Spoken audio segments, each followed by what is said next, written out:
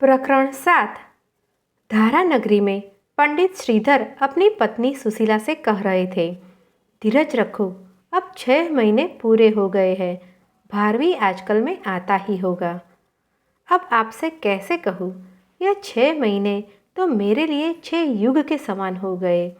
यह जानती कि उसके चले जाने पर मेरा यह हाल होगा तो कभी न जाने देती, सुशीला ने भराए स्वर में कहा और गीली आंखों से शून्य की ओर देखने लगी। बहुत समझाया पर वह मानता ही नहीं था। दंड के बिना वह सचमुच जीवन भर ग्लानि में डूबा रहता, सो दंड देना ही पड़ा। तब और कौन सा दंड देता। मैंने सोचा वहाँ बहू भी है, इसका मानसिक संताप मिट जाएगा और कहीं भेजने पर अकेले में किसी समय अधीर होकर न जाने क्या कर बैठता। एकांत में मनुष्य साधना भी करता है और पथभ्रष्ट भी होता है। वह आ जाए, बहू को भी बुलवा लो, अकेले मेरा जी उबने लगता है। पुत्र और बहू सामने रहे तो कोई चिंता नहीं व्यापती। मैंने पंडित चंद्र कीर्ति को लिख तो दिया है कि जब भारवी आने लगे तो बहू को भी उसके साथ ही भेज दे। एक व्यापारी भृगु कच्छ जा रहा था, उसी को पत्र दे दिया है। न जाने क्यों उस रात की घटना मुझे भूलती नहीं। आपने देखा था, चलते समय भारवी की आंखों में आंसू आ गए थे। उसके मुंह से ठीक स्वर भी नहीं निकल पा रहा था। पश्चाताप के मारे चेहरा कैसा काला सा पड़ गया था। कहते कहते सुशीला का गला रूंध गया और आंखों से आंसू बह निकले। श्रीधर गंभीर हो गए।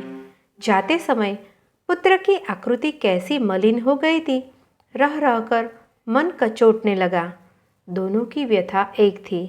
पुत्र के मोह ने उन्हें विचलित कर दिया था। उसे देखने के लिए व्यग्र हो उठे थे। ठीक इसी समय एक लड़का दौड़ता चिल्लाता भीतर आया, दादा दादा, भैया आ गए, और घूमकर दरवाजे की ओर संकेत करने लगा। श्रीधर ने चकित होकर पूछा, कौन आया है रे? और इधर उधर देखने लगे। लड़का हाँफ रहा था, कदाचित बड़ी दूर से दौड़ता हुआ आया था। दम साधते हुए उसने बताया, भैया, भारवी भैया ससुराल से आ गए, साथ में भाभी और कई दास दासी भी है। उनका रथ मंदिर के पास खड़ा है। जैसे स्वप्न साकार हो उठता हो, इस प्रकार आनंद से उछलकर दंपति बोल पड़े, हमारा भारवी आ गया, बहू भी आई है। हे भगवान, तुम्हारी लीला अपरंपार है। कहाँ है बेटा? लड़के ने एक और हाथ उठा दिया। उधर जगदम्बा मंदिर के पास वे ठहरे हुए हैं। लेकिन उसे रथ कहाँ से मिला? श्रीधर ने सशंक होकर मानो अपने आप से पूछा। भगवान ने दिया होगा और क्या, वह चुरा कर तो लाया नहीं होगा। आप इस प्रकार के संदेह में क्यों पड़ रहे हैं? जाइए न तुरंत, बेटे बहू को जल्दी ले आइए। सुशीला ने पति को मंदिर की ओर जाने के लिए प्रेरित किया और स्वयं भीतर की ओर चली। पुत्र और बहू के लिए जल्दी से जलपान की व्यवस्था कर ले। जाने कितनी दूर से चलकर आ रहे हैं दोनों, भूख प्यास से व्याकुल होंगे। श्रीधर लड़के के साथ मंदिर की ओर चल पड़े। भारवी के आने का समाचार फैलते देर नहीं लगी। कुछ पड़ोसी भी एकत्र हो गए। सभी प्रसन्न थे। पिता हो तो पंडित श्रीधर जैसा और पुत्र हो तो भारवी जैसा।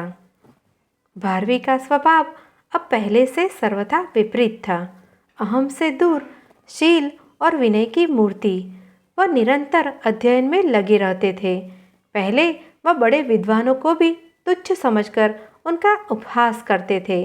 अब यदि कोई छात्र भी मिल जाता तो उससे इस प्रकार बातें करते जैसे स्वयं ही उससे कुछ सीखना चाहते हो।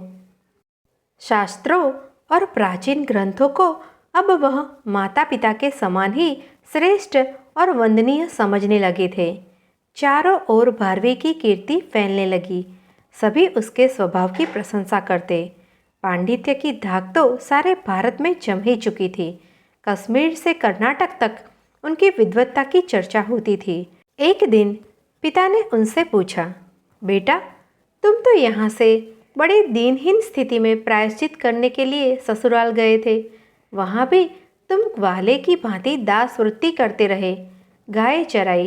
तुम्हारे ससुर पंडित चंद्रकीर्ति भी एक साधारण गृहस्थ है। फिर इतनी संपदा तुम्हें कहाँ से मिली? क्या किसी राजपुरुष ने तुम्हें पुरस्कार दिया है? भारवी की माता सुशीला भी पास ही बैठी थी।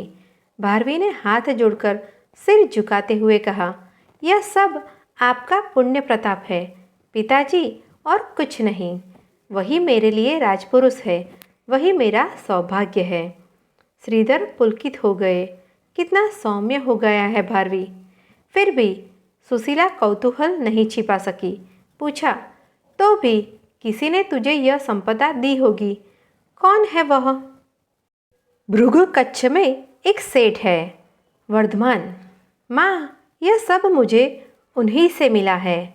माता पिता की आंखों में पुत्र द्वारा लाई गई वस्तुएं साकार हो उठी। रेशमी वस्त्र, सोने चांदी के पात्र, रत्न जड़ित आभूषण, रथ, घोड़े, गौए, सेवक और गृहस्थी के लिए अपार सामग्री। श्रीधर ने पूछा, क्या किसी पूजा के अवसर पर उस धनिक ने यह सामग्री दान की थी? नहीं पिताजी, दान स्वरूप नहीं।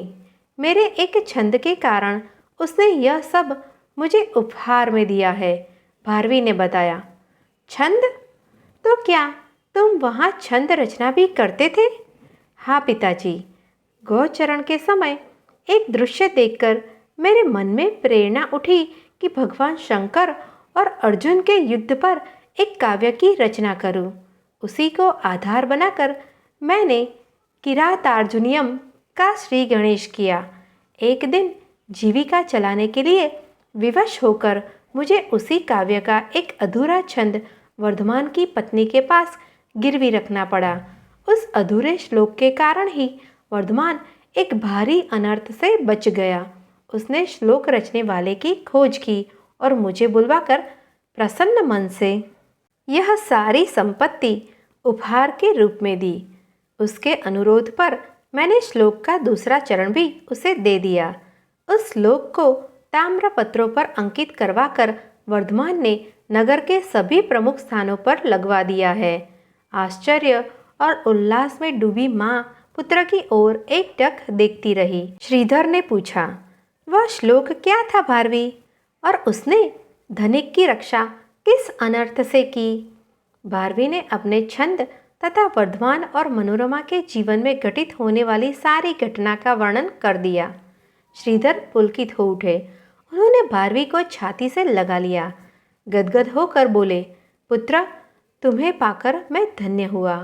पिता होने का गर्व सार्थक हो गया। भारवी सिर झुकाए विनय भाव से बैठे रहे। पिता ने पूछा, किरातार्जुनीयम की पांडुलिपि कहाँ है? वह आपकी पुत्रवधू के पास सुरक्षित है पिताजी, जाकर ले आओ ना, मैं देखूँ तो, श्रीधर ने पत्नी से कहा। सुशीला भीतर गई और रसिका से पांडुलिपि मांग लाई। देखकर श्रीधर चकित रह गए। बरगद के पत्तों पर कांटों से छेद छेद का सुंदर लिपि में संस्कृत के अनेक छंद अंकित है। भारवी ने क्रम से पत्ते उठा उठाकर पिता को वह श्लोक भी दिखाया। उसका दूसरा चरण यह था, वृणते ही विभूष्यकारिणं गुणलुब्धः स्वयमेव संपदः। श्रीधर का मन आह्लाद से भर गया। भारवी के सिर पर हाथ फेरते हुए कहने लगे, बेटा, संसार में तुम्हारा नाम चिरकाल तक अमर रहेगा। जहाँ कहीं काव्यों की चर्चा होगी, किरातार्जुनीयम को अक्षय गौरव प्राप्त होगा। यह सब आपके आशीर्वाद से ही संभव हुआ है, कहकर भारवी ने पिता के चरणों पर मस्तक रख दिया। माता पिता आनंद विह्वल होकर उनके सिर पर हाथ फेरने लगे। पास ही रखे किरातार्जुनीयम के पन्ने मानो अपने रचयिता का सम्मान देखकर विहंस रहे थे, और द्वार की ओट में खड़ी पुलक विभोर रसिकवती आनंद की लहरों पर तैर सी रही थी।